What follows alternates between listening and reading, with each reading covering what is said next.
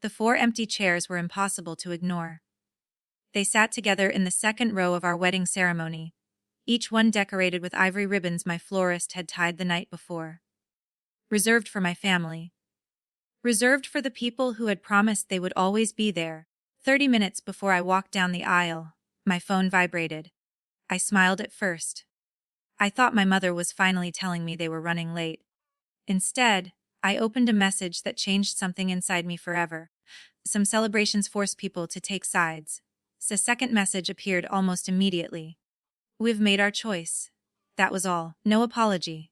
No explanation. No congratulations. Just a decision. As I stared at the screen, more notifications began appearing. At first I didn't understand them.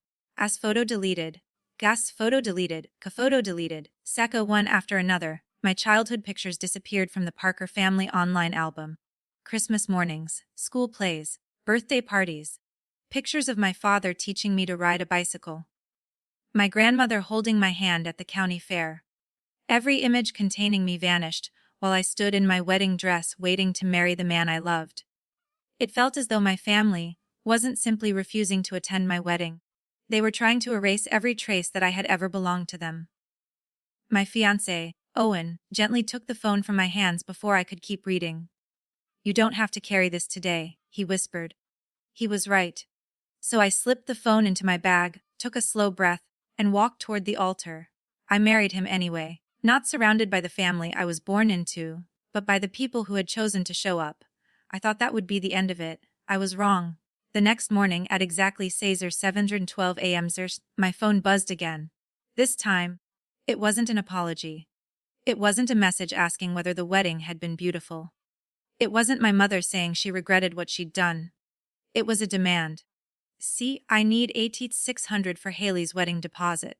Send it before noon. Sis. Don't embarrass this family again." She added one final sentence. "If you refuse, I'll tell everyone your husband manipulated you into abandoning us." See, I stared at the message for a long time. Then I opened my banking app. I transferred exactly $1. In the memo line, I wrote only 6 words. "As payment for the seat you left empty." Then I canceled the monthly transfer I had quietly sent my parents for the last 6 years. I believed that decision would finally close the door between us. Instead, 2 weeks later, 3 heavy knocks echoed through our front hallway. When I opened the door, my mother was standing there. Beside her were 2 police officers. Under one arm she carried a thick folder labeled "Family Fraud," as she smiled confidently. Right up until I walked back into the hallway carrying a folder of my own. The moment she saw what was inside, every trace of color disappeared from her face. Before I tell you why one police officer immediately asked my mother to step away from my front door, let me ask you something. What would you do if the people who skipped your wedding still believed they owned your future?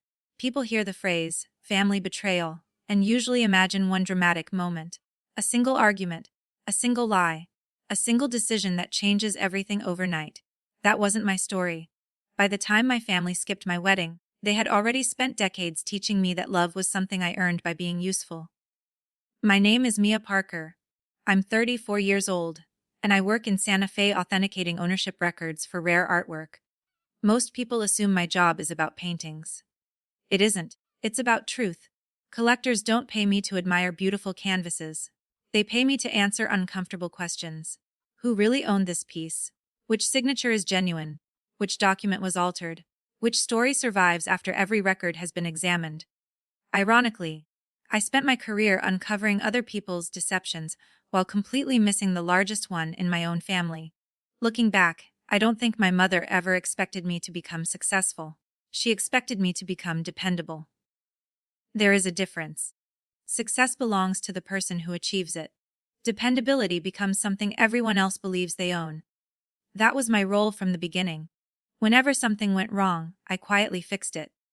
Whenever money became tight, I found another part-time job. Whenever my parents argued about bills, I reassured them everything would work out. Even when I had no idea how. I wasn't the loud child. I wasn't the difficult child. I wasn't even the favorite. I was the reliable one. And reliability, inside the wrong family, can slowly become another word for obligation. My younger sister, Haley, was 5 years younger than I was. If someone met us for the first time, They probably would have assumed she was the responsible one. She laughed easily. She made friends wherever she went. She had a way of making every room feel brighter. People naturally wanted to help her. I wanted to help her too. When she forgot homework, I stayed awake helping her finish it. When she struggled with algebra, I became her tutor. When she wanted to apply to design school, I spent entire weekends helping her organize portfolios. I never kept score, because that's what older sisters do. Or at least, that's what I believed. Our mother encouraged that belief every chance she got. Maya's always been the mature one. You've always been so responsible. Your sister still needs time.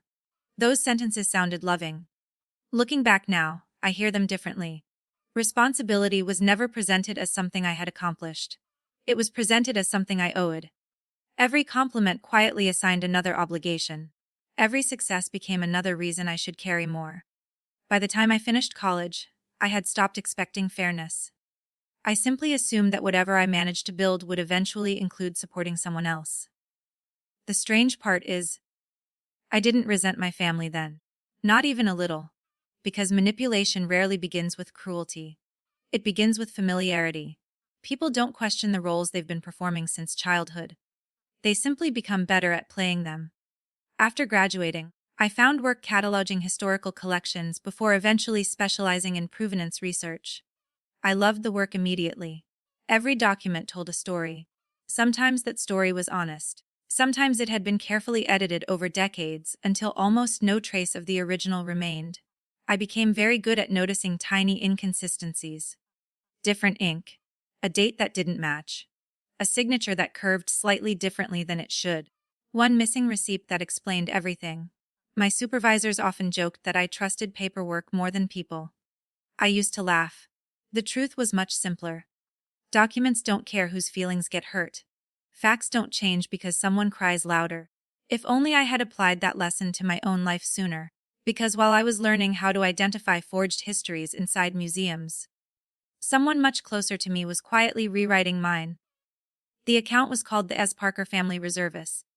It sounded responsible, almost comforting. The kind of name that suggested stability, planning, and mutual support. When my mother first mentioned it, I had been working full-time for less than a year. My father's small contracting business had started losing clients after a slow construction season, and my parents were worried about keeping up with property taxes, insurance, and a few unexpected medical bills. At least, that was the story I was told. "We're not asking you to support us forever," my mother said over dinner one evening. "We just need a little breathing room." My father barely spoke during that conversation. He kept stirring his coffee while my mother explained everything. "You have the strongest credit. The bank offered better terms because of your financial history. It makes more sense if the account is in your name." Looking back now, I realize how carefully every sentence had been constructed. Nothing she said was technically unreasonable. Parents sometimes need help. Adult children often contribute. Families support one another during difficult seasons. None of that felt unusual. What I failed to notice was that every practical advantage somehow pointed back to me: my credit, my income, my responsibility, their access. I asked the obvious question. "How much do you need?" She didn't hesitate. $1,200 a month. The number made me pause. It wasn't impossible, but it wasn't small either. At the time, I was living in a modest apartment just outside Santa Fe. My furniture came from thrift stores. I drove a used sedan with nearly 180,000 miles on it. Most weekends, I packed lunch instead of eating out, because I was trying to eliminate the last of my student loans as quickly as possible. Every dollar already had a purpose. My mother reached across the table and squeezed my hand. "You've always taken care of people." It sounded like gratitude. Today, I understand it was expectation. I agreed, not because I felt pressured, because I genuinely believed I was helping keep my family afloat. The transfers began the following month. Every first Friday, exactly $1,200, automatically scheduled so my parents would never have to ask. For 6 years, I never missed a payment, not once. When I received a raise, I celebrated by increasing my retirement contributions. I didn't reduce the monthly transfer. When inflation made groceries more expensive, I adjusted my own budget first, not theirs. When my car needed unexpected repairs, I postponed a vacation Owen and I had been planning for almost a year. The transfer still went through. I convinced myself that sacrifice was temporary, that someday things would improve. Every few months, I asked how my parents were doing financially. My mother's answers were always reassuring. We're getting there. Things are finally stabilizing. We couldn't have done this without you. Those words were enough to keep me sending the money. I never asked to see receipts. I never requested statements. Not because I wasn't capable of understanding finances. Because trust seemed more valuable than verification when family was involved. That assumption would eventually become the most expensive mistake of my life. Meanwhile, Haley's life seemed to move in a completely different direction. She changed jobs frequently, started new hobbies almost every season, talked excitedly about opening businesses that rarely lasted longer than a few months. Our mother described every setback as part of Haley's journey toward discovering herself. When Haley wanted to redesign her apartment, my mother called it an investment in confidence. When Haley decided to leave another job after only 8 months, my mother insisted she simply hadn't found the right environment. Everything was temporary. Everything deserved another chance. Everything could be solved with enough encouragement. I never criticized my sister for any of it. People grow at different speeds. Life isn't a competition. But I couldn't help noticing something. Whenever Haley needed help, the family gathered around her. Whenever I needed help, the conversation usually became about how well I always managed on my own. Over time, I stopped mentioning my own struggles altogether. It seemed easier that way. Then I met Owen. He wasn't dramatic. He didn't try to rescue me. He simply noticed things other people ignored. One evening, about a year before our wedding, we were reviewing our budget for the upcoming month when he pointed to the recurring transfer. $1,200. I nodded. My parents. He studied the screen for a moment. That's every month. For 6 years. He didn't tell me to stop. He didn't accuse my family of taking advantage of me. Instead, he asked a question no one else ever had. Do they still need it? I opened my mouth to answer. Then realized. I didn't actually know. For the first time in years, I understood that I had been sending money based on a story that had never been updated. At the time, I brushed the thought aside. I trusted my parents. Besides, we had a wedding to plan. I believed the happiest chapter of my life was just beginning. I had no idea it was about to reveal everything my family had been hiding from me all along. Planning our wedding became the happiest kind of distraction. For the first time in my adult life, I was making decisions that belonged entirely to Owen and me. Not my parents. Not Haley. Not anyone else's expectations. Just us. Neither of us wanted a lavish celebration. We wanted something that felt honest. We found an old pottery workshop on the edge of Santa Fe that had recently been converted into a small event space. Sunlight poured through tall windows. Handmade ceramic bowls decorated the shelves. The courtyard overlooked cottonwood trees instead of manicured gardens. It wasn't luxurious. It was beautiful. Exactly the way we wanted. Our guest list included 42 people. Close friends, a few coworkers, neighbors, several professors who had encouraged me early in my career. We paid for everything ourselves. Every meal, every flower, every chair. There were no family loans, no sponsors, no one making decisions because they had contributed money. For the first time, every choice reflected what Owen and I actually valued. When I showed my mother photographs of the venue, she barely looked at them. It's small. We like that. She nodded politely. I suppose not everyone dreams of a real wedding. The comment stung more than I expected, not because I wanted her approval. Because I had been excited to share something meaningful. Instead, the conversation shifted almost immediately.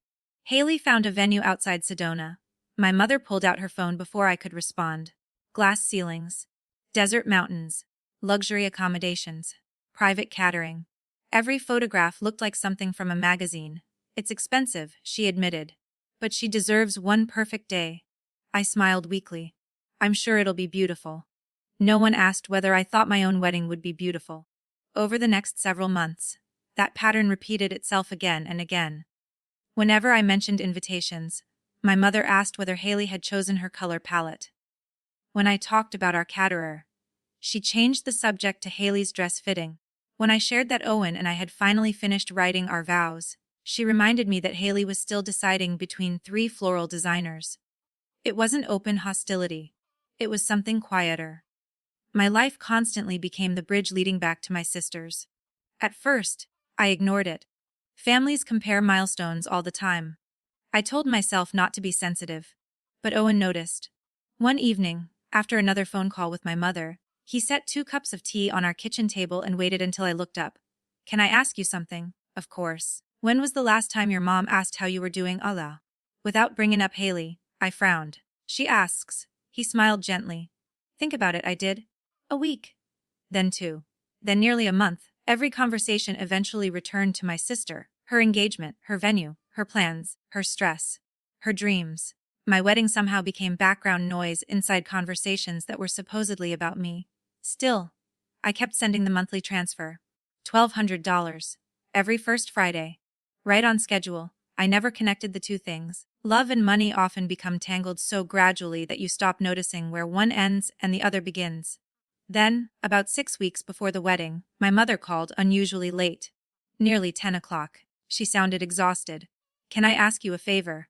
Of course. Haley's under so much pressure. I know. She's worried people are comparing her wedding to yours. I blinked. My wedding? You've always been so organized. People notice that. I laughed softly. There isn't much to compare. We're having a simple ceremony. Exactly. She sighed. Sometimes simple makes other people feel inadequate. The sentence stayed with me long after the call ended. Not because it made sense. Because it didn't. Our weddings weren't competing. Neither were we. At least, I didn't think we were.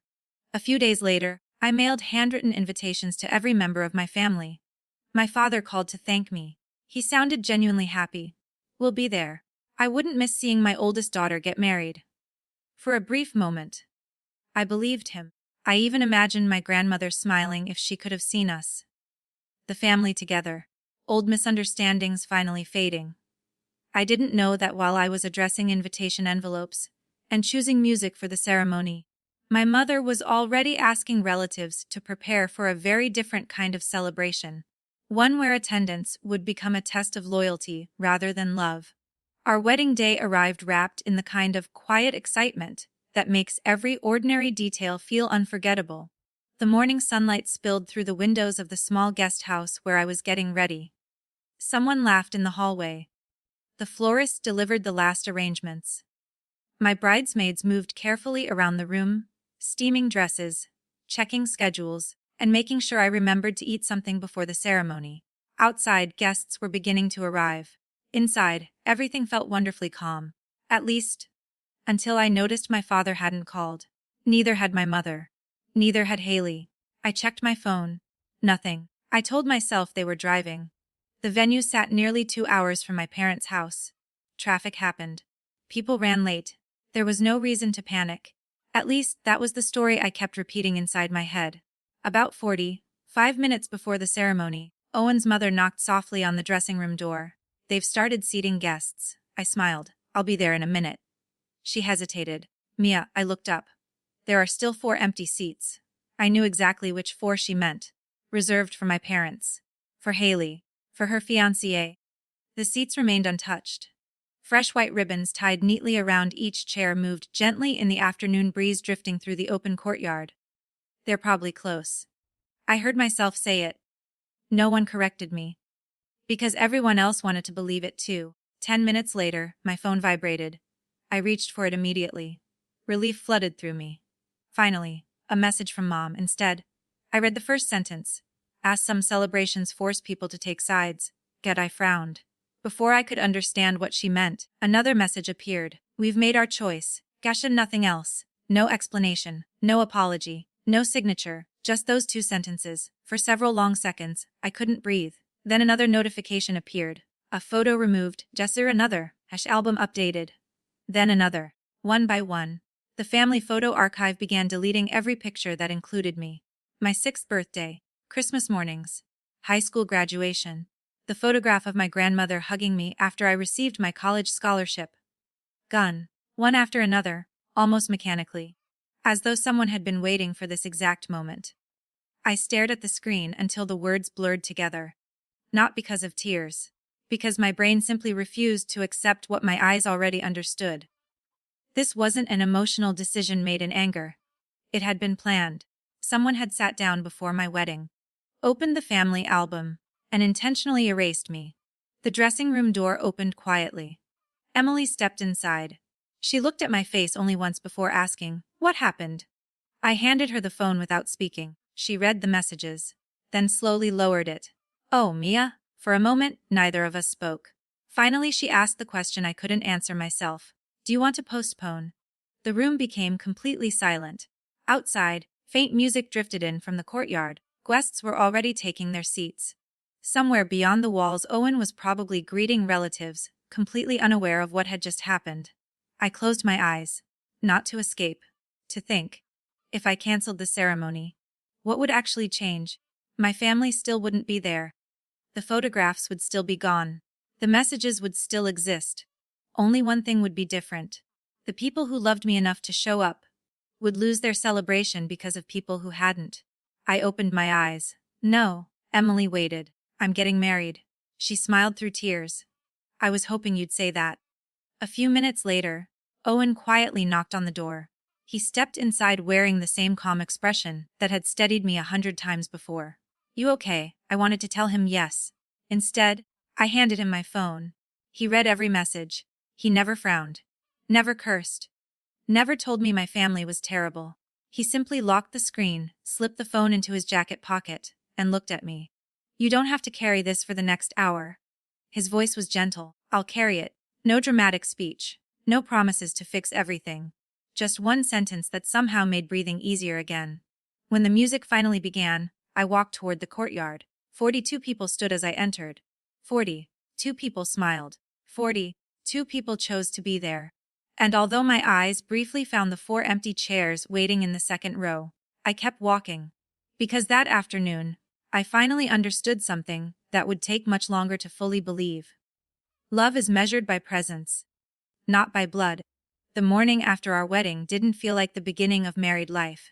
It felt like waking up after a storm and discovering the house was still standing. But something inside it had shifted forever. Sunlight filtered through the curtains of our hotel seat. Owen was still asleep. For the first time in months, there was nowhere we needed to be.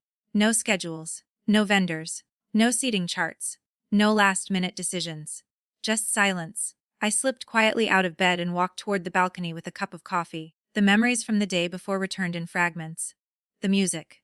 The applause. The empty chairs. The text messages. I told myself I wouldn't check my phone until after breakfast. That promise lasted less than 5 minutes. At exactly 7:12 a.m., the screen lit up. I saw Mom. For one irrational second, I wondered if she had come to her senses. Maybe she wanted to apologize. Maybe she regretted missing the ceremony. Maybe she had finally realized what she'd thrown away. Instead, I opened the message. "I need 8,600 for Haley's wedding deposit." I read it twice. Then a third time. The next message arrived before I had even finished processing the first. "The venue won't hold our reservation past noon." Another. "F. You owe your sister one beautiful day after stealing attention with your little ceremony." I actually laughed. Not because anything was funny. Because my mind couldn't decide whether the message was cruel or absurd. My wedding had ended less than 18 hours earlier. Not one member of my family had congratulated me. Not one had asked whether I was happy. Not one had apologized for the empty seats. Yet somehow, according to my mother, I was the one who owed them. Another notification appeared. "Baf. If you refuse, S." I already knew the sentence would end with a threat. It always did. "I'll tell the family your husband manipulated you into abandoning us." A few seconds later. "F. People should know what kind of man isolates his wife from her parents." I stared at Owen sleeping peacefully inside the room. He had spent the previous day making sure everyone else felt welcome. His parents had personally mailed handwritten invitations to mine. His father had even offered to arrange transportation if driving was difficult. The accusation wasn't merely false. It was impossible. Still, my mother understood something dangerous. A lie doesn't need to be true to cause damage. It only needs enough people willing to repeat it. I closed the messages without replying. Instead, I opened my banking app. The familiar monthly transfer appeared on the screen. Parker Family Reserva. Fast recurring payment. First 200x. Scheduled for the first Friday of every month. 6 years. 72 consecutive transfers. $86,400. I had never actually added the total before. Seeing the number made my stomach tighten. Not because of the money itself. Because I suddenly realized how many decisions had quietly been shaped around keeping that payment possible. Vacations postponed. Furniture I never bought. Graduate courses delayed. Weekends spent working extra projects. Dreams rearranged around responsibilities I had never questioned. Then I noticed something else. The next automatic transfer would process in 4 days. Without thinking, I tapped as cancel recurring payment. The banking app asked days, "Are you sure?" For years I would have answered no. That morning, for the first time, I answered yes. One final task remained. I selected a new transferred amount 61 pesos under recipient Sest Parker Family Reserva. Memo as payment for the seat you left empty. My finger hovered over the confirmation button. Not because I doubted myself. Because I understood this wasn't really about $1. It was the first decision I had ever made without asking whether my family would approve. I pressed a send. The confirmation appeared instantly. Transaction complete. At that exact moment, Owen walked onto the balcony carrying 2 fresh cups of coffee. He looked at my face, then at the phone in my hand. "You did something." "I did. Do you regret it?" I thought about the wedding, the deleted photographs, the empty chairs, the threats. Then I slowly shook my head. "No." He handed me one of the mugs. "I'm proud of you." Not because I had sent $1. Not because I had canceled the transfers.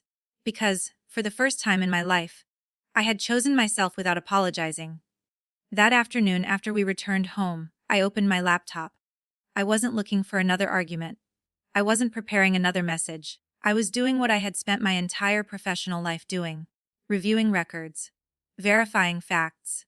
Following the paper trail wherever it led. Somewhere beneath 6 years of statements, I suspected the truth had been waiting much longer than either my wedding or that $1 transfer.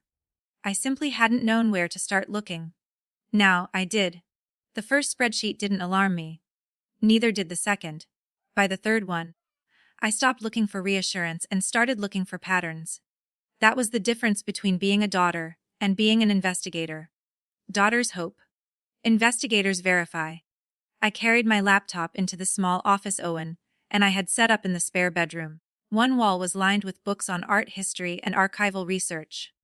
The other held whiteboards where I occasionally mapped complicated ownership disputes. Normally, they contained sketches of museum collections. That morning, they became a map of my own family. I downloaded every statement connected to the Parker Family Reserve. 6 years.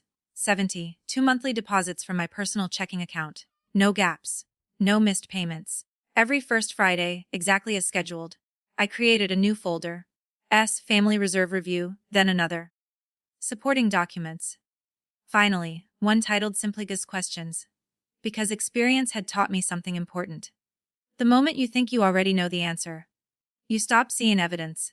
I began with the withdrawals. The first few years looked exactly the way my mother had described.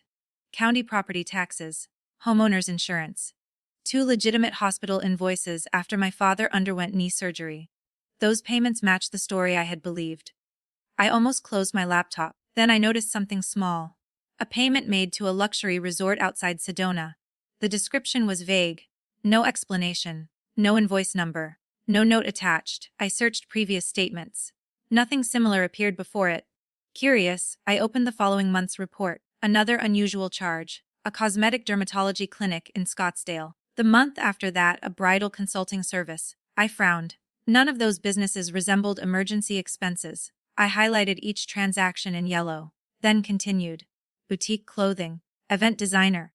Private catering consultation. Another resort payment. By lunchtime, nearly an entire page glowed yellow. I leaned back in my chair. Maybe there was an explanation. Perhaps someone had accidentally used the wrong account. Perhaps reimbursements existed somewhere else. Good investigators don't jump to conclusions. They eliminate possibilities. I opened another spreadsheet and began categorizing everything. Verified household expenses. Personal luxury spending. Unknown transfers. The third category caught my attention almost immediately. Every few months, money left the account for another account identified only by its final 4 digits. High 4041 Dinrez and no recipient name. No description.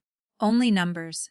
The transfers weren't identical. Sometimes $800, sometimes $3,000, once nearly $5,000. Individually, they looked ordinary. Together, they formed a pattern. I added every transfer into one column, then totaled them. $37,412. I read the number twice. That couldn't be right. I checked the formulas. Then calculated everything manually. Same answer. More than $37,000 had quietly disappeared into an account I didn't recognize. I felt my heartbeat quicken. Not because I believed my mother had stolen from me. Not yet. Because I no longer understood where my money had gone. There is a dangerous moment in every investigation. The moment when evidence stops supporting the story you've always believed. You have two choices: close the file, or keep reading. I kept reading. Late that afternoon, Owen stepped into the office carrying 2 sandwiches. "I thought you forgot lunch." "I forgot breakfast too." He smiled sympathetically before noticing the papers spread across my desk. "You've been at this all day." "I think something's wrong." He set the food beside my keyboard. "How wrong?" I turned the monitor toward him. "I've found tens of thousands of dollars that don't match anything Mom ever told me." He studied the highlighted transactions without interrupting. Unlike most people, Owen never rushed to fill silence. After several minutes, he asked quietly, "Do you trust your numbers?" "Yes." "Do you trust the explanations you've been given?" I didn't answer. Because for the first time, I wasn't sure I did. Before going back to the kitchen, Owen rested one hand gently on my shoulder. "Keep following the records. Not the emotions." I nodded. That was exactly what I needed to hear. Because emotions can be manipulated. Bank statements usually can't. I returned to the spreadsheets. Somewhere inside 6 years of transactions, someone had left a trail. And after spending my career uncovering hidden histories, I had no intention of stopping until I reached the end of this one. The first spreadsheet didn't alarm me. Neither did the second. By the third one, I stopped looking for reassurance and started looking for patterns. That was the difference between being a daughter and being an investigator. Daughters hope. Investigators verify. I carried my laptop into the small office Owen and I had set up in the spare bedroom. One wall was lined with books on art history and archival research. The other held whiteboards where I occasionally mapped complicated ownership disputes. Normally, they contained sketches of museum collections. That morning, they became a map of my own family. I downloaded every statement connected to the Parker family reserve. 6 years, 72 monthly deposits from my personal checking account. No gaps, no missed payments. Every first Friday exactly as scheduled. I created a new folder, ICE Family Reserve Review, then another, Sasser Supporting Documents. Finally, one titled, Simply Sess Questions. Because experience had taught me something important. The moment you think you already know the answer, you stop seeing evidence. I began with the withdrawals. The first few years looked exactly the way my mother had described. County property taxes, homeowners insurance, 2 legitimate hospital invoices after my father underwent knee surgery. Those payments matched the story I had believed. I almost closed my laptop. Then I noticed something small. A payment made to a luxury resort outside Sedona. The description was vague. No explanation. No invoice number. No note attached. I searched previous statements. Nothing similar appeared before it. Curious, I opened the following month's report. Another unusual charge. A cosmetic dermatology clinic in Scottsdale. The month after that, a bridal consulting service. I frowned. None of those businesses resembled emergency expenses. I highlighted each transaction in yellow, then continued. Boutique clothing. Event designer. Private catering consultation. Another resort payment. By lunchtime, nearly an entire page glowed yellow. I leaned back in my chair. Maybe there was an explanation. Perhaps someone had accidentally used the wrong account. Perhaps reimbursements existed somewhere else. Good investigators don't jump to conclusions. They eliminate possibilities. I opened another spreadsheet and began categorizing everything. PES verified household expenses. PES personal luxury spending, SIS unknown transfers. The third category caught my attention almost immediately. Every few months, money left the account for another account identified only by its final 4 digits. 4490, no recipient name, no description, only numbers. The transfers weren't identical. Sometimes $800, sometimes $3,000, once nearly $5,000. Individually they looked ordinary. Together, they formed a pattern. I added every transfer into one column, then totaled them. $37,412. I read the number twice. That couldn't be right. I checked the formulas. Then calculated everything manually. Same answer. More than $37,000 had quietly disappeared into an account I didn't recognize. I felt my heartbeat quicken. Not because I believed my mother had stolen from me. Not yet. Because I no longer understood where my money had gone. There is a dangerous moment in every investigation. The moment when evidence stops supporting the story you've always believed. You have two choices. Close the file. Or keep reading. I kept reading. Late that afternoon, Owen stepped into the office carrying 2 sandwiches. I thought you forgot lunch. I forgot breakfast too. He smiled sympathetically before noticing the papers spread across my desk. You've been at this all day. I think something's wrong. He set the food beside my keyboard. How wrong? I turned the monitor toward him. I've found tens of thousands of dollars that don't match anything Mom ever told me. He studied the highlighted transactions without interrupting. Unlike most people, Owen never rushed to fill silence. After several minutes, he asked quietly, "Do you trust your numbers?" "Yes." "Do you trust the explanations you've been given?" I didn't answer. Because for the first time, I wasn't sure I did. Before going back to the kitchen, Owen rested one hand gently on my shoulder. "Keep following the records, not the emotions." I nodded. That was exactly what I needed to hear. Because emotions can be manipulated. Bank statements usually can't. I returned to the spreadsheets. Somewhere inside 6 years of transactions, someone had left a trail. And after spending my career uncovering hidden histories, I had no intention of stopping until I reached the end of this one. I called the bank's fraud department the moment they opened. Not customer service. Not the general support line. Fraud.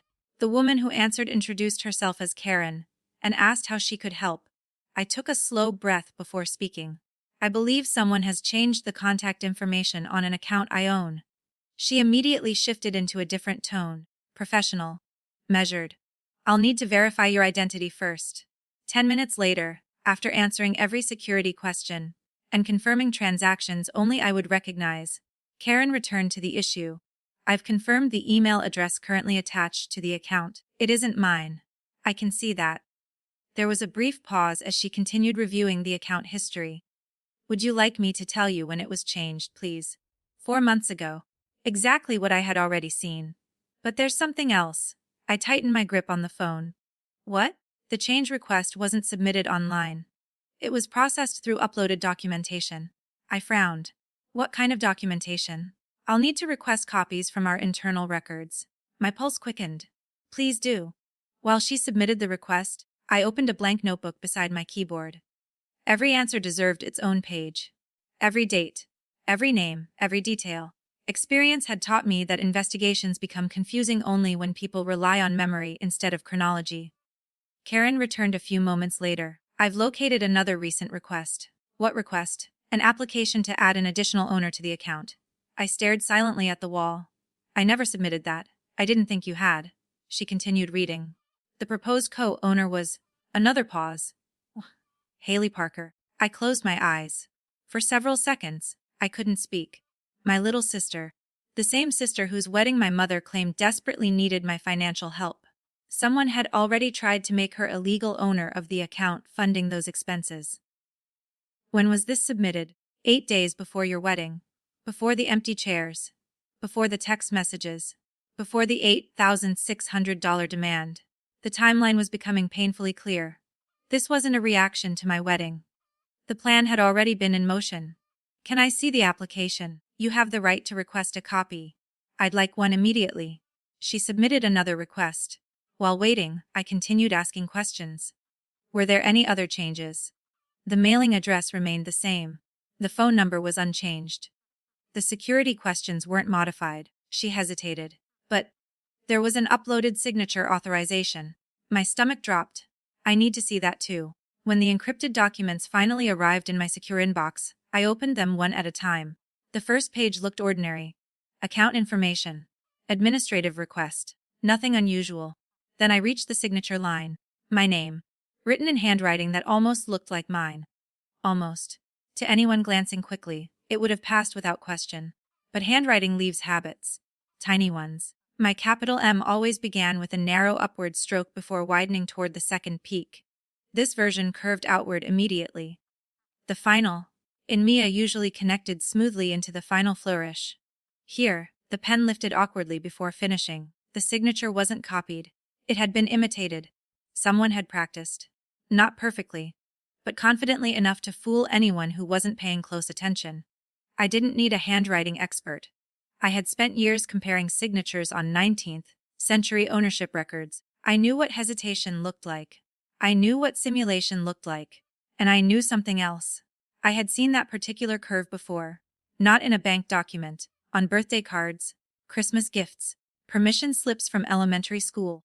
Every note my mother had signed for me when I was too young to write neatly myself. I whispered her name before I even realized I was speaking. Mom. The room suddenly felt much smaller. Not because I had discovered a forgery. Because I recognized the hand that created it. Owen quietly stepped into the office. He didn't ask whether I was all right. He looked at my face then at the document still open on my screen. You know who wrote it. It wasn't a question. I nodded slowly. I've seen that handwriting my entire life. He pulled up the chair beside me. Neither of us spoke for several moments. Finally, he asked the only question that still mattered. If someone was willing to forge your signature, Idron, how many other things have they signed in your name? The thought hit me harder than the forgery itself, because fraud almost never begins with the first document you discover. The first document is usually the first one that fails. I called the bank's fraud department the moment they opened. Not customer service. Not the general support line. Fraud. The woman who answered introduced herself as Karen and asked how she could help. I took a slow breath before speaking. I believe someone has changed the contact information on an account I own. She immediately shifted into a different tone. Professional. Measured. I'll need to verify your identity first. 10 minutes later, after answering every security question and confirming transactions only I would recognize, Karen returned to the issue. I've confirmed the email address currently attached to the account. It isn't mine. I can see that. There was a brief pause as she continued reviewing the account history. Would you like me to tell you when it was changed? Please. 4 months ago. Exactly what I had already seen. But there's something else. I tightened my grip on the phone. What? The change request wasn't submitted online. It was processed through uploaded documentation. I frowned. What kind of documentation? I'll need to request copies from our internal records. My pulse quickened. Please do. While she submitted the request, I opened a blank notebook beside my keyboard. Every answer deserved its own page. Every date. Every name. Every detail. Experience had taught me that investigations become confusing only when people rely on memory instead of chronology. Karen returned a few moments later. I've located another recent request. What request? An application to add an additional owner to the account. I stared silently at the wall. I never submitted that. I didn't think you had. She continued reading. The proposed co-owner was, another pause, Haley Parker. I closed my eyes. For several seconds, I couldn't speak. My little sister. The same sister whose wedding my mother claimed desperately needed my financial help. Someone had already tried to make her a legal owner of the account funding those expenses. When was this submitted? 8 days before your wedding. Before the empty chairs. Before the text messages.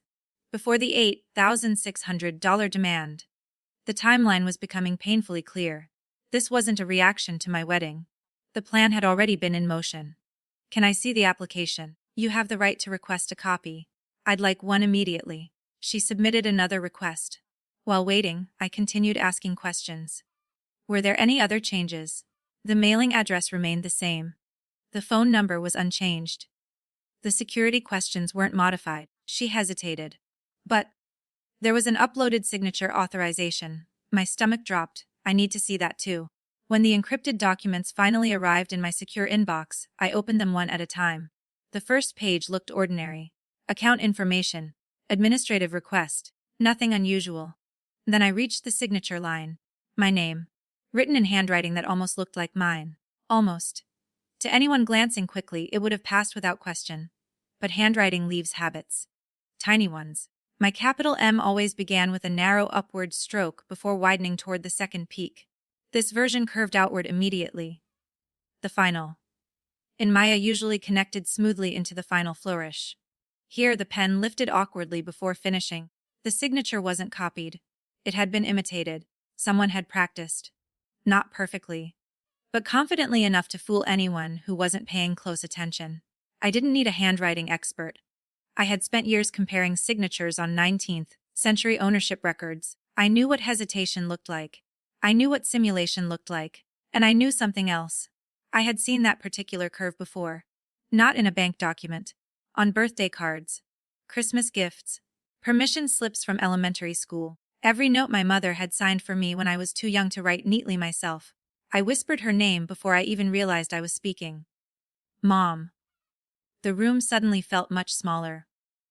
Not because I had discovered a forgery. Because I recognized the hand that created it. Owen quietly stepped into the office.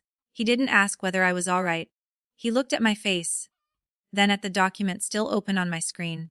You know who wrote it. It wasn't a question. I nodded slowly. I've seen that handwriting my entire life. He pulled up the chair beside me. Neither of us spoke for several moments. Finally, he asked the only question that still mattered. If someone was willing to forge your signature, how many other things have they signed in your name? The thought hit me harder than the forgery itself, because fraud almost never begins with the first document you discover. The first document is usually the first one that fails. For the next 2 weeks, I said almost nothing to my family. That silence wasn't surrender, it was preparation. My mother interpreted my lack of replies exactly the way she always had, as weakness, as guilt, as another sign that I would eventually give in. She had no idea I spent every evening building a file that grew thicker by the day. Every bank statement, every transaction log, every email, every screenshot, every authorization request, every timeline. I printed everything twice. One copy for myself. One copy for anyone who might eventually need to read it. Years of authenticating artwork had taught me one lesson above all others. Evidence should never exist in only one place. So I backed everything up: an encrypted hard drive, a secure cloud folder, a printed binder stored in a locked filing cabinet.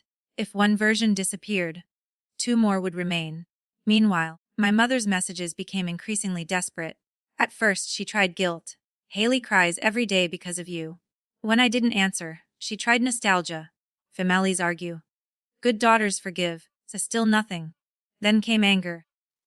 You think you're smarter than everyone because of your job. See no reply. Finally, the threats returned. People deserve to know what Owen has done to you. AF. His employer should hear the truth. That message made me stop. Not because I believed her. Because I knew exactly what she was trying to do. She wasn't attacking my marriage. She was creating a narrative. An isolated daughter. A controlling husband. A financial dispute. If enough people heard that version first, every fact I presented afterward would sound like retaliation instead of evidence.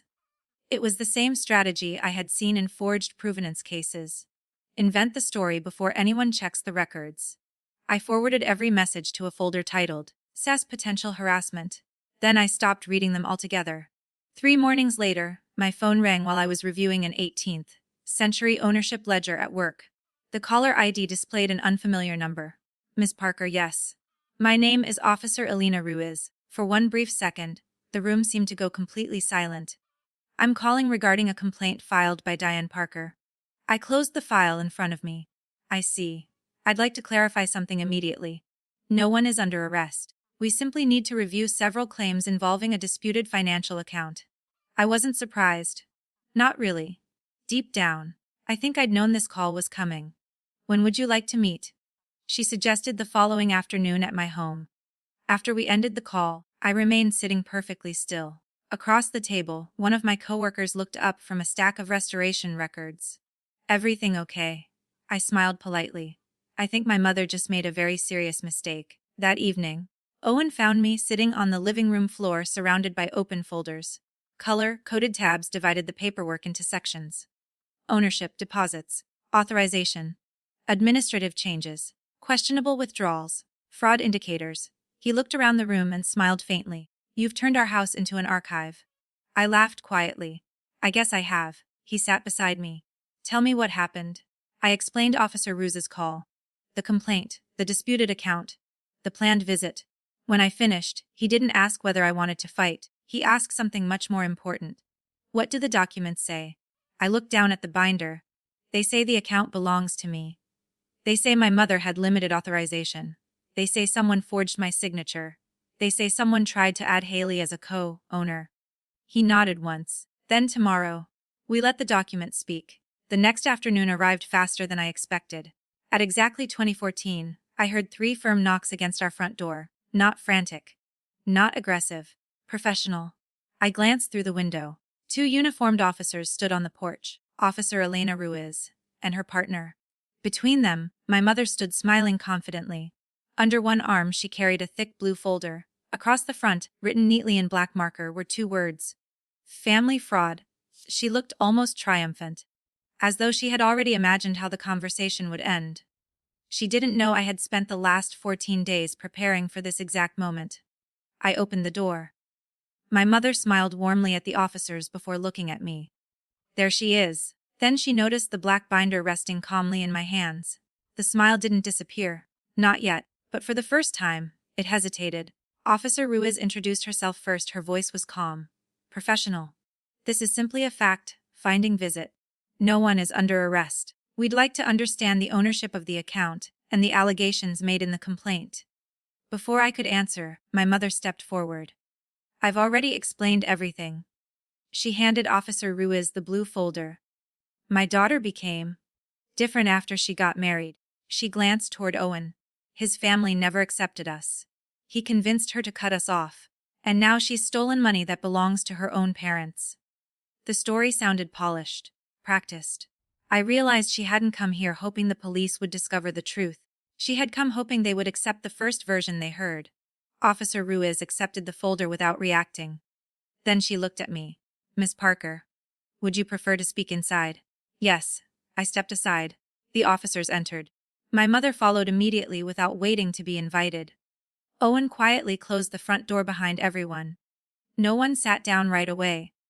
Officer Ruiz remained standing near the kitchen island. I've reviewed the complaint. It alleges that this account contained shared family funds LO, and that you unlawfully removed access after threatening your mother. I nodded. I understand. Would you like to respond? Instead of answering immediately, I walked to the dining table where my own binder was waiting. I opened it to the first tab. As account ownership. This account was opened 6 years ago. I slid the original paperwork across the table. It was opened in my name. My social security number. My employment records. My income. My credit qualification. Officer Ruiz examined each page carefully. My mother folded her arms. That doesn't prove the money wasn't family money. No, I answered calmly. It only proves who legally owns the account. I opened the second tab. Funding history.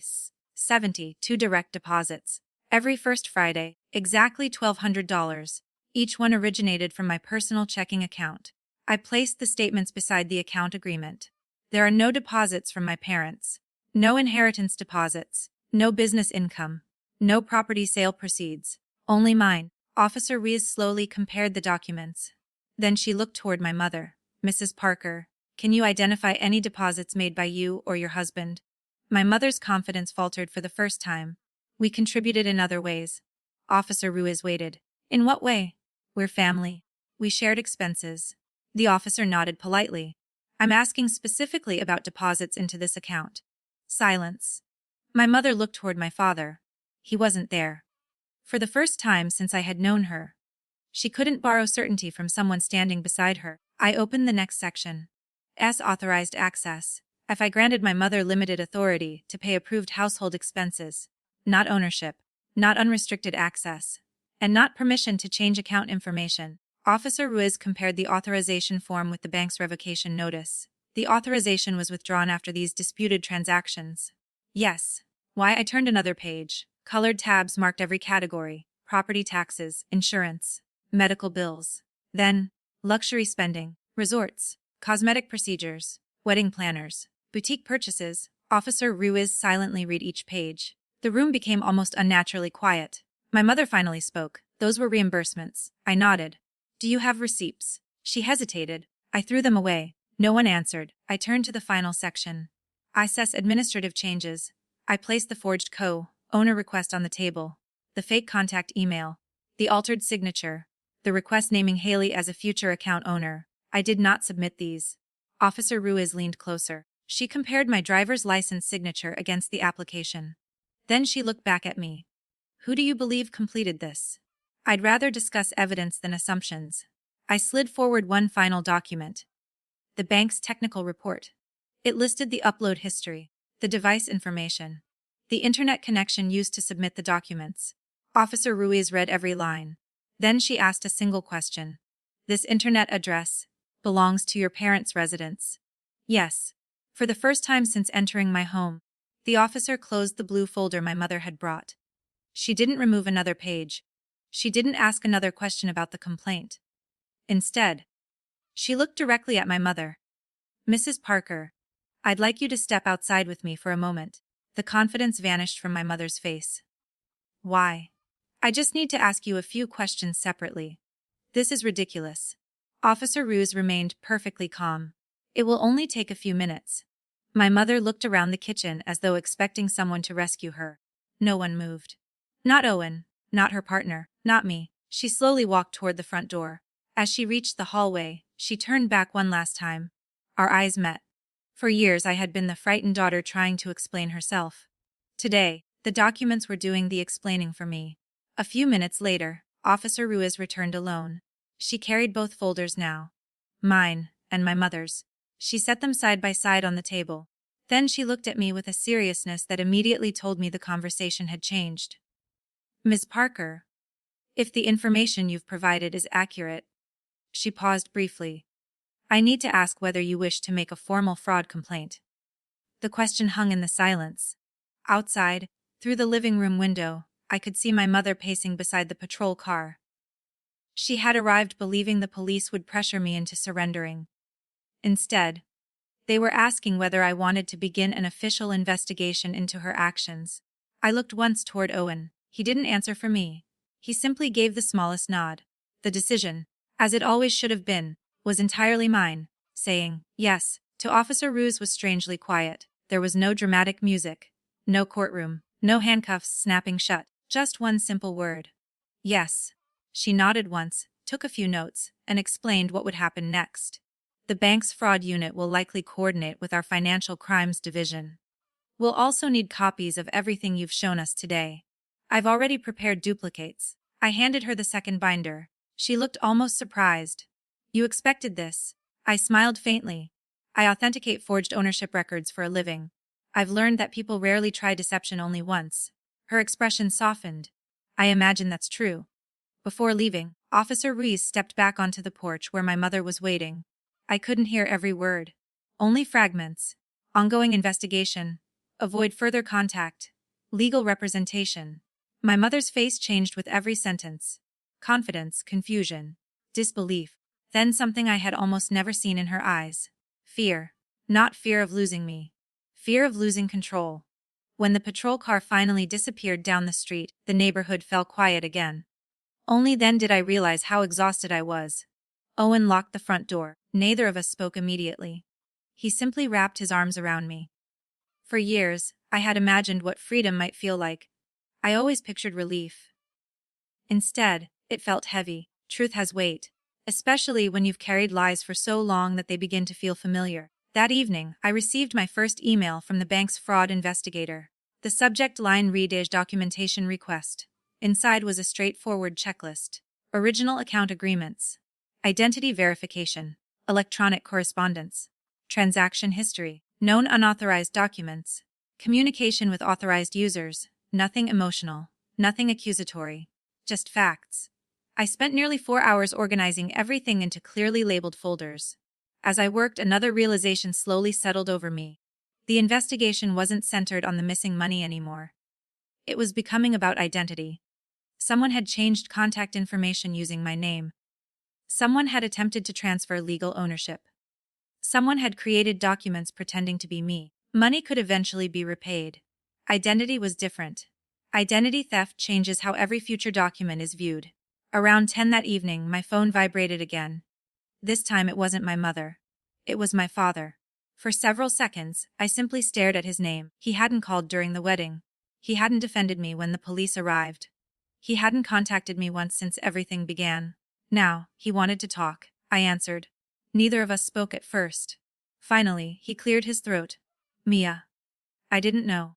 His voice sounded older than I remembered. 12 words, I said quietly. What, that's all you've said? Another long silence. I thought your mother was handling everything. I know, I believed her. I know. I signed what she gave me. There it was. The sentence I had been waiting for without realizing it. You signed it. Yes. I didn't read everything. I should have. He sounded ashamed, not defensive. Ashamed. I need to see you. I looked toward Owen. He quietly shook his head. Not telling me what to do, simply reminding me that I didn't owe anyone an immediate answer anymore. When? I asked. Tomorrow. I have something you deserve to know. What is it? Another silence. Longer this time. It isn't something I can explain over the phone. Those words stayed with me long after we ended the call. For years, every important family conversation had revolved around money. This one sounded different. It sounded heavier. The following afternoon, my father arrived alone. No raised voice. No accusations. No demands. He looked smaller somehow. As though the last 2 weeks had aged him by years. In his hands, he carried a worn brown envelope. The edges were soft with age. The seal had already been broken. He didn't sit down immediately. Instead, he placed the envelope carefully on my dining table. I should have given you this a long time ago. What is it? He looked directly into my eyes. The first thing your mother ever took from you. I slowly opened the envelope. Inside was an old photograph, a cancelled check, and several faded legal documents. Within seconds, I understood that everything I had uncovered so far, the forged signatures, the stolen transfers, the fake email addresses, hadn't been the beginning of my family's deception. They had merely been the latest chapter. The real story had started more than 10 years before my wedding. For a long moment, I couldn't bring myself to touch the documents. The brown envelope rested on my dining table between my father and me, as though it contained something fragile enough to break simply by being opened. My father sat with his hands clasped together. He wasn't looking at me. He was staring at the wood grain in the table, following the same line over and over as if rehearsing words that were already years too late. Finally, I slid the contents out. The first item was an old photograph. I recognized it immediately. My grandmother stood beside me outside the Santa Fe Children's Museum. I couldn't have been older than 12. She had one arm around my shoulders, and I was holding a sketchbook almost as big as my chest. On the back, written in her careful handwriting, were 7 words. As for the studio she'll build one day. As I smiled before I realized I was smiling. My grandmother had believed in my future long before I knew what that future might become. Beneath the photograph lay a cancelled check. $24,000, payable to Mass Mia Parker. C. Dated the spring of my senior year in college. I stared at my own printed name. The endorsement signature looked familiar. Too familiar. Not because it was mine. Because it carried the same awkward curve I had seen on the forged bank application. The same hesitation in the capital M. The same unnatural flourish at the end. My mother's handwriting. Trying to become mine. I slowly looked up. I never received this, I know. My father's voice barely rose above a whisper. I never even knew it existed. I know. He rubbed both hands across his face before continuing. Your grandmother established a trust before she passed. You were supposed to receive the money after graduating. She wanted you to open your own art restoration studio. My throat tightened. An art restoration studio. That had been my dream. Not a fantasy. A plan. I had drawn floor layouts in college. Collected used equipment catalogs. Researched insurance costs. I abandoned the idea because I believed I couldn't afford it. All along, the money had existed. It simply never reached me. What happened? The question came out quieter than I intended. My father closed his eyes. Your mother told me you had agreed to lend it to the business. Our business. He nodded slowly. Construction had collapsed. We owed taxes. Several contracts had fallen through. She showed me emails. What emails? Messages from an address using your name. My heart sank. Another fake account. Another forgery. Another version of me created without my knowledge. I believed her. He swallowed hard. She said you wanted to help. I picked up the cancelled check again. You thought I'd give away my grandmother's entire gift. Without one conversation. His eyes filled with shame. I should have questioned it. You did question it. He looked surprised. I can see it in your face. You knew something wasn't right. He stared silently at the table. Finally, I knew the signature looked different. I didn't answer. I knew your grandmother hated discussing important things through email. Still silence. I also knew you were working 2 jobs. His voice cracked. And somehow, you still never asked me for help. That sentence hung in the room. Not because it excused anything.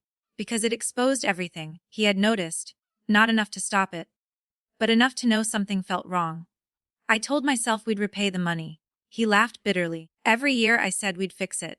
Every year there was another problem. The business, taxes, Haley's tuition, the mortgage, and every year, it became easier to stay quiet. I looked at the photograph again. My grandmother's handwriting. A fess for the studio she'll build one day. The studio never existed. Not because I lacked talent. Not because I lacked discipline. Because someone had quietly removed the foundation before I ever knew it had been built. For years, I believed I had sacrificed my dream out of responsibility. Now I understood something far more painful. I had never been given the choice. Before either of us could speak again, tires crunched across the gravel outside. A car door slammed. Then another. My father looked toward the front window. His shoulders stiffened. She found out I came here.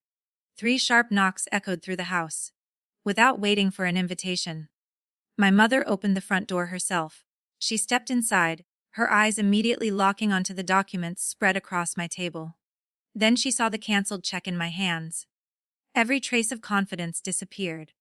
Not because she had been caught lying. Because she realized. Someone else had finally stopped protecting the lie. For several seconds, no one spoke. My mother remained frozen just inside the doorway. Her eyes moved from the canceled check to the faded photograph, to the trust documents spread across my dining table. Finally, she looked at my father. So this is what you're doing? Her voice wasn't angry. Not yet. It carried something more dangerous. Disbelief. My father stood slowly. I should have done it years ago. She laughed once. A short, humorless sound. You're letting her manipulate you. No, he answered quietly. I'm finally reading what I signed. She turned toward me. I suppose you're proud of yourself. I folded my hands over the documents. I'm reading Grandma's instructions. You've always twisted everything. I looked directly at her. Then explained the check. Silence. The trust. Silence again. The signature. This time she answered, you were young. You didn't understand finances. So you signed for me. I protected you. The sentence landed like a stone. Protected me, by taking money intended for me. By forging my name. By deciding my future without asking. I almost laughed. Instead, I reached for another page inside the envelope. It wasn't legal paperwork. It was a handwritten letter. My grandmother's handwriting filled both pages. The paper had yellowed slightly with age. Folded so many times the creases had nearly worn through. I looked toward my father. You've never read this. He slowly shook his head. No. Neither had I. I unfolded the letter carefully. The first lines were addressed directly to me. Chara, my dear Mia, toi, if you're reading this, then I'm no longer here to remind you that kindness should never require you to disappear. My throat tightened. The room became completely still. I continued reading. Toi, you've always believed that taking care of everyone else is the price of being loved. Toi, please don't build your future on that belief. I had to stop for a moment. Not because I couldn't continue. Because someone had understood me years before I understood myself. My mother shifted uncomfortably. That's enough. I ignored her. The next paragraph explained the purpose of the trust. My grandmother wanted me to have financial independence before opening my own conservation studio. She specifically wrote that the money was never to be used for family debts, business obligations, or anyone else's expenses. Those words echoed through the room. Never. Family debts. Business obligations. Anyone else's expenses. Every single instruction had been violated. I lowered the letter slowly. She knew. My father frowned and knew what? She knew this might happen. He looked back at the page. Another paragraph near the bottom answered his question before I could. Torah, sometimes the people who love you most can still mistake your generosity for permission. No one moved. No one interrupted. Even my mother remained silent. For perhaps the first time in her life. Someone else's words had taken control of the conversation. Finally, she crossed her arms. Your grandmother always favored you. The accusation sounded strangely weak. I shook my head. No. She prepared me. That's different. My mother's expression hardened. Fine. You want the truth? I waited. That money kept this family together. She pointed toward my father. His business would have collapsed. We would have lost the house. Haley would have dropped out of school. You would have blamed me for that too. I looked at her carefully. No. I would have blamed you for deciding my future without asking me. For the first time, she didn't have an immediate answer. The room fell quiet again.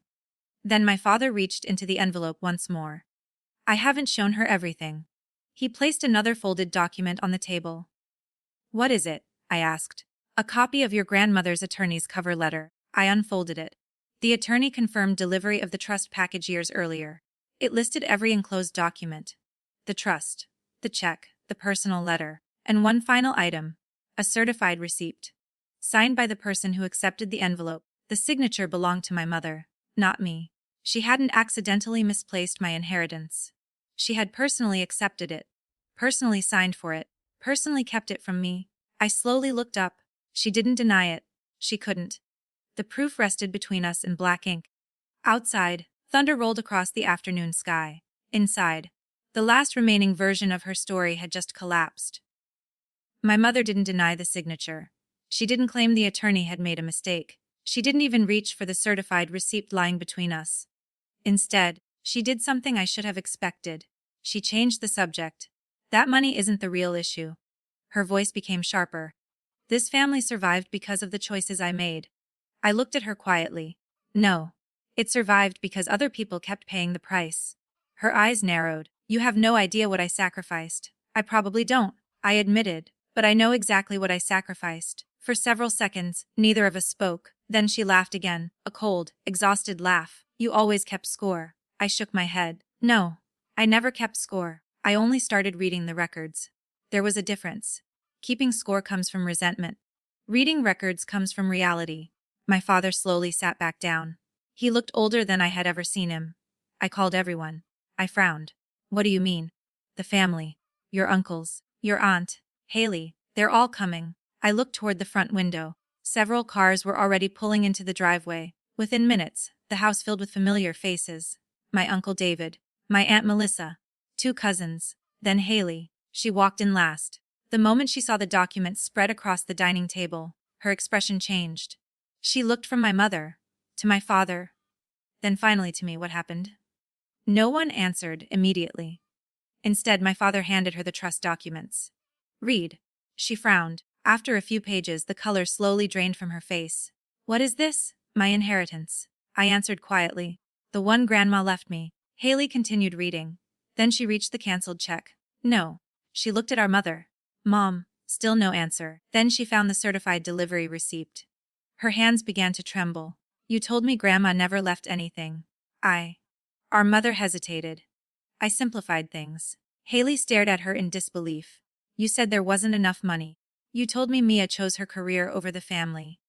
You said she didn't want Grandma's old plans. Every sentence sounded like another brick falling away from a wall that had stood for years. I watched my sister carefully. For the first time since childhood, she wasn't defending our mother. She was comparing memory against evidence. It is a painful thing to watch someone discover that the stories shaping their life were written by someone else. She slowly lowered the papers, then looked directly at me. Did you know? I shook my head. I found out yesterday. A tear rolled quietly down her cheek. I thought. She struggled to finish. I thought you just stopped caring. I never stopped. Her shoulders sagged. I was told you wanted to leave us. I was told you thought you were better than everyone. My heart broke a little. Not because of what she'd believed. Because I understood exactly who had taught her to believe it. Then my father spoke. There is something else everyone deserves to know. The room became silent again. He reached into his jacket pocket and removed another envelope. This one contained printed emails. Old ones. Very old ones. I hired an investigator last week. He looked toward me.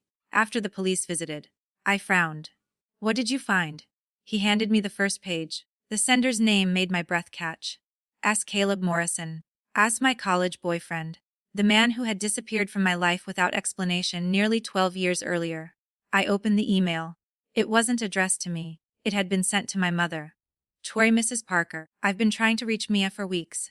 Every email I send is returned. Every letter comes back unopened. If she truly doesn't want to speak with me, I'll respect that.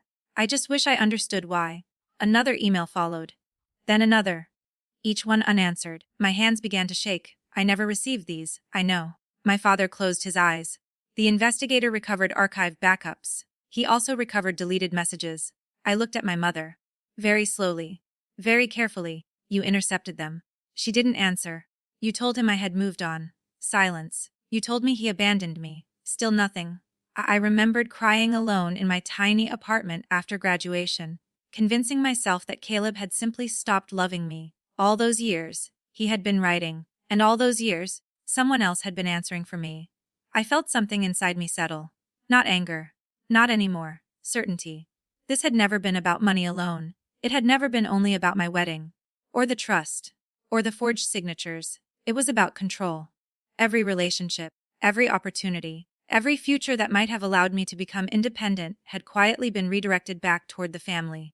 The inheritance. My career. My finances.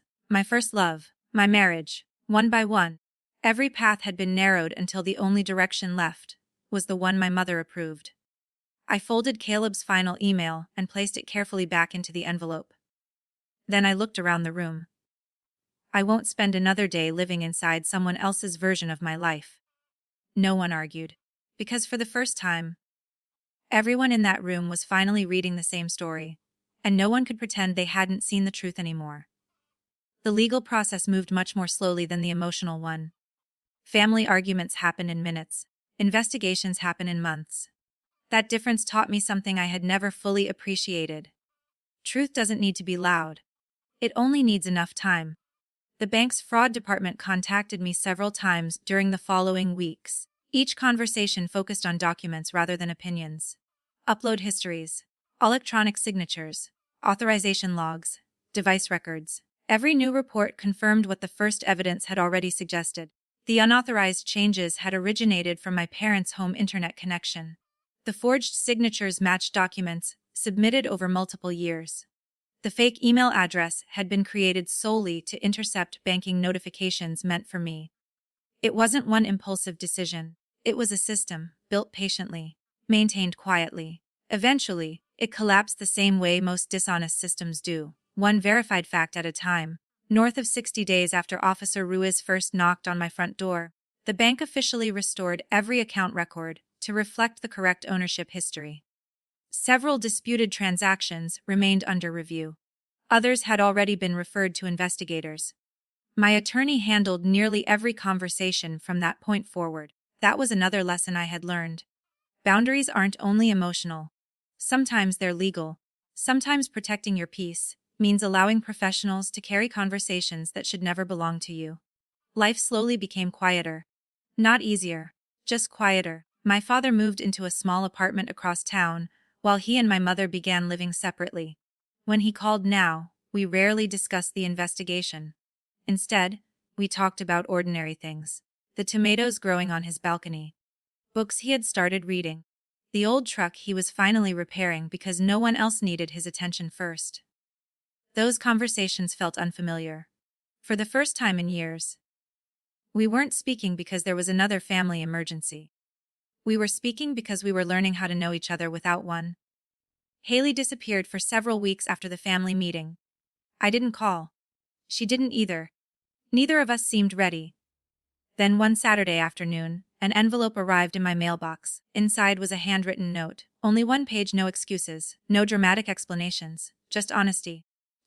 I don't know how to apologize for believing stories I never questioned. Tysa, I spent years thinking you chose work over family.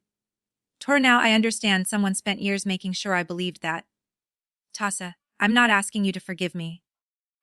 I'm asking whether someday we can learn who each other really are. There was no return address. Only her signature. I read the letter twice before placing it inside the same folder that now held my grandmother's note. Not because the two letters deserved equal weight. Because both represented something rare. People choosing truth over comfort. A month later, I accepted a new position leading provenance investigations for a National Cultural Preservation Foundation. The promotion came with more responsibility, better pay, and enough financial stability that, for the first time in my adult life, I could seriously consider reopening the dream my grandmother had imagined for me. One evening, Owen found me sketching floor plans across the dining room table. He smiled immediately. I know that look. What look? The one you get when you're building something. I laughed softly. It probably won't happen for a few years. I didn't ask when. He pointed toward the sketches. What is it? I hesitated before answering. A conservation studio. The words felt unfamiliar. Not because they were new. Because I hadn't allowed myself to say them aloud in over a decade. He studied the drawings quietly. You've been carrying this dream for a long time. I thought I had lost it. He shook his head. No. You were just carrying everyone else's dreams on top of it. For a long moment, neither of us spoke. Then I folded the sketches carefully and placed them inside my desk drawer. Not hidden away. Not abandoned. Simply waiting for the right season. Some dreams don't disappear. They wait patiently until the person carrying everyone else's burdens finally has room to carry their own. About 6 months after our wedding, I received another unexpected phone call. This time, it wasn't from my attorney. It wasn't from the bank. It wasn't even from my father. It was Haley. For a few seconds, I simply watched her name appear on my screen. Then I answered. Hi. Her voice sounded different. Quieter. Less certain. Hi. An awkward silence settled between us. The kind that exists when two people realize they're speaking to each other for the first time instead of to the stories they've been told. I've been in therapy, she said finally. I hadn't expected that. I wanted you to hear it from me. I didn't interrupt. My therapist asked me a question last week. She laughed softly, though there was no humor in it. She asked me to list 5 memories that proved you never loved me. And I couldn't. Another pause. I could only remember things Mom told me. Not things she had witnessed. Not conversations we had shared. Just borrowed memories. I started writing everything down, Haley continued. The things I actually remembered. She took a slow breath. You helping me with algebra. You driving 3 hours to watch my college art show. You buying me a laptop after mine crashed. You staying overnight at the hospital when I had appendicitis. Her voice cracked. None of those memories matched the person I was taught to believe you were. I closed my eyes.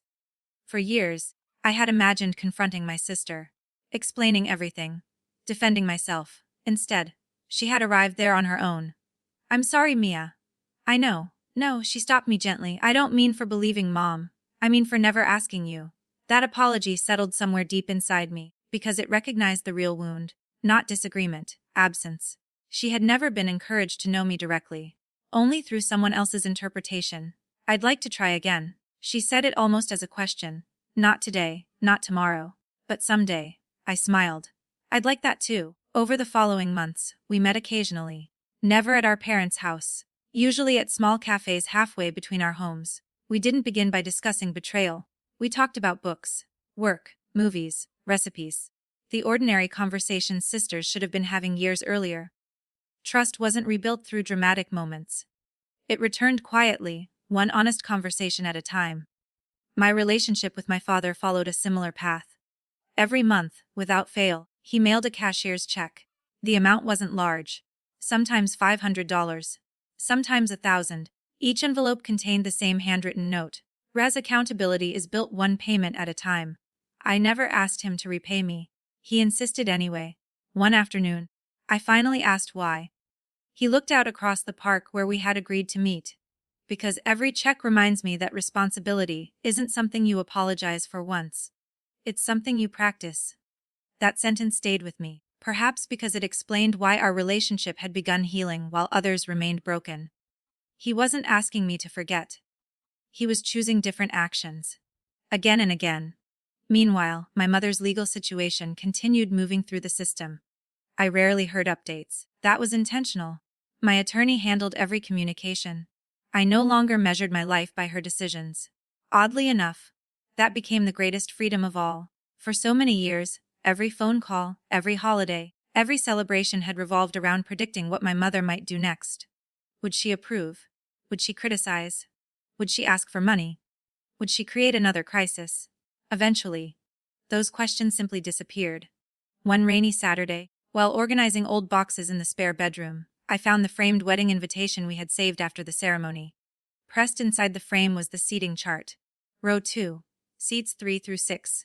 Reserved Mom, Dad, Haley, Grant. I stared at those names for a long time. Then I carefully removed the printed card. Not out of anger. Not out of spite. I replaced it with a small handwritten note. The people who mattered were the ones who came. I slipped the note back into the frame and hung it above the bookshelf in my office, not as a reminder of abandonment, as a reminder of presence, because healing doesn't always mean forgetting who failed you. Sometimes, it means finally recognizing who never did. Nearly a year after our wedding, Owen surprised me with a drive I hadn't expected. "We're making one stop," he said. "Where? You'll see." He smiled the entire way without giving me another clue. We drove across town until the buildings slowly gave way to older neighborhoods, filled with restored storefronts, brick sidewalks, and small independent businesses. Finally, he parked in front of a vacant corner studio. The windows were dusty. The sign above the entrance had long since faded. A handwritten notice hung inside the glass. "Not available for lease." I looked at him. "Why are we here?" He reached into the glove compartment and handed me a familiar envelope. Not the one from my father. Not the bank. This one contained the folded sketches I had hidden months earlier. The conservation studio. The dream my grandmother had imagined. The dream I believed had been stolen forever. "You've looked at these drawings every week," Owen said quietly. "But you always put them back in the drawer." "I wasn't ready." "I know." He nodded toward the empty storefront. "So I thought I'd show you what ready might look like." We stepped inside after meeting the property manager. The space wasn't glamorous. The hardwood floors needed refinishing.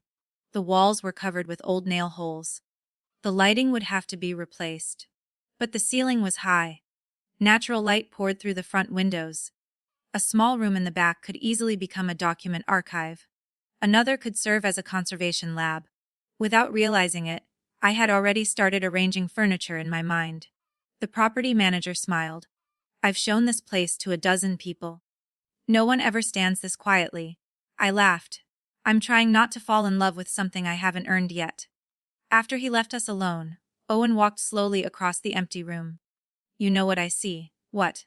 "A place your grandmother would have loved." I looked toward the front windows.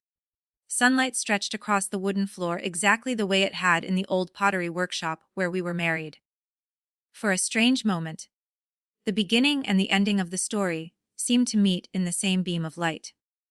Not because the pain had disappeared, because it had finally stopped deciding where my future could go.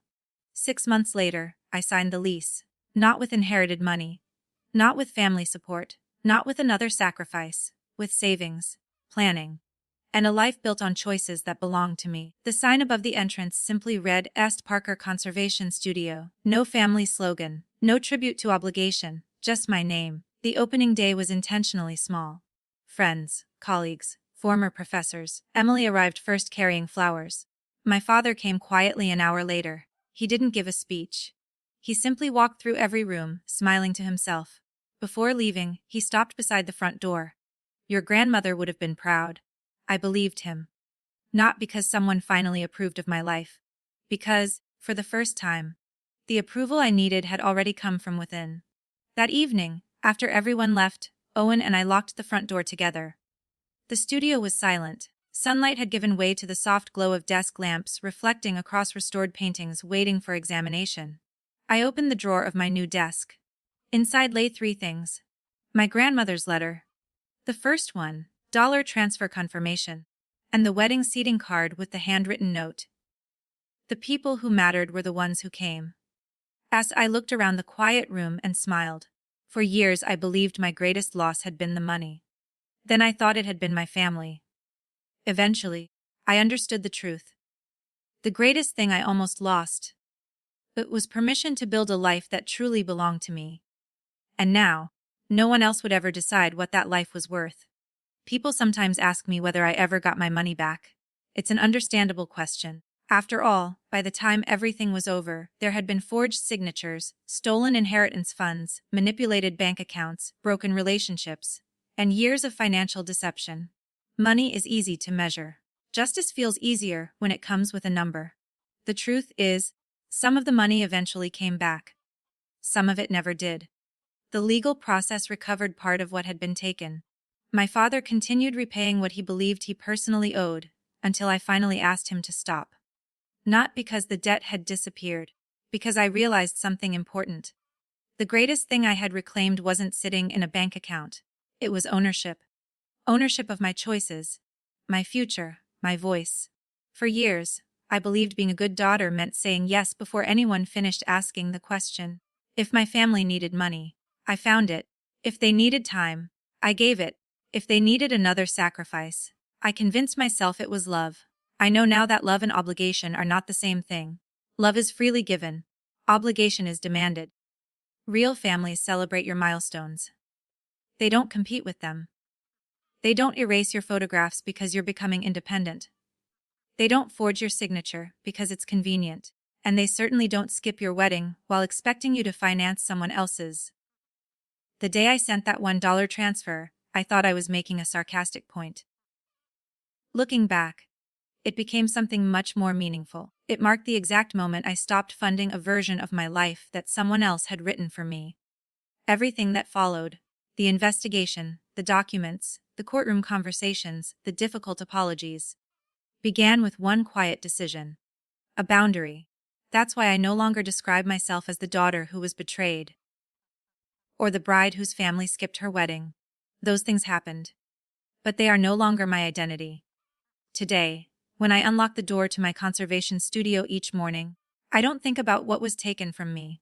I think about what finally became possible once I stopped carrying responsibilities that never belonged to me.